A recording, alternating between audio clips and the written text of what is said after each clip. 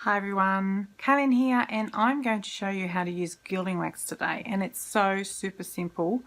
If you haven't used it before, you need to watch this because it's so easy.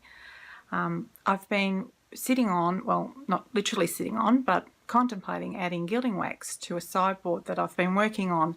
It's getting very close to finish. The outside's all finished. It's been done in a milk fresco paint and beautiful wax finishes, and it's unique and individual on its own. So I did sort of and will I or won't I add the Gilding Wax? Will it be too much?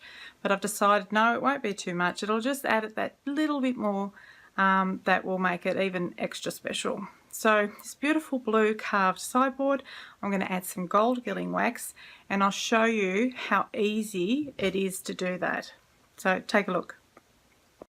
Here is where I'm adding the gold Gilding Wax. Those beautiful carved features, the edges of the doors, perhaps the handles and knobs a little bit there, and around the drawers. It'll look beautiful.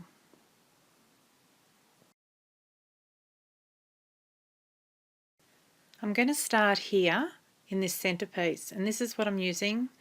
It's a Gilding Wax. It's in a little tiny container. You just open it up and it's a solid form, and you just put a little bit on your finger like this. You don't need a lot, just a bit like that. Then you gently apply it to the edges of the features that you want to have the gold on it, or whatever colour you use. You might be using silver or copper or rose gold or black or whatever colour you're using to add those little features. Now I'm touching it very, very lightly. I'm only just touching those, and I'm deliberately focusing on the sections that have been distressed back to the oak. So I'm picking up those little pieces there, or those little sections, and so it's giving it a look that gives the impression that the gold is underneath, that there's gold leaf underneath that. So as you can see, it goes a long way. That little bit on my finger is going all the way around here and here. And I'm starting to run out, but I'm pushing it on. And as I start to run out, you just push a little bit harder, but you've got to go very soft at the start to make sure you just don't put big clumps on. And if you get a bit extra, it can drop. So drop into pieces on your furniture or drop on the floor. So you just don't need a lot. It goes a very long way. So you just rub it in here. You're just tickling. You're tickling the features of the furniture. Now we move in closer to have a good look, and look at that. Isn't it beautiful?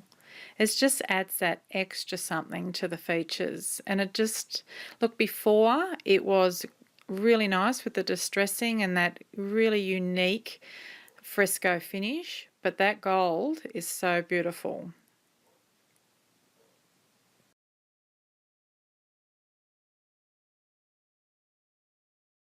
So guys, that is all there was to it. I will leave that for about a day. Well, when I finish it, I only did a little bit to show you for now, but I'll finish the whole cabinet. And when I done the waxing, I like to leave it for a day. That's me. I prefer to leave it for a day. Come back with a soft cloth and get a bit of a wipe over and make sure there's no loose wax, because sometimes you can have a bit of a build up in places. So you just remove that and then you let it properly harden, and that's it. That's all there is to it. So I hope you enjoyed the video.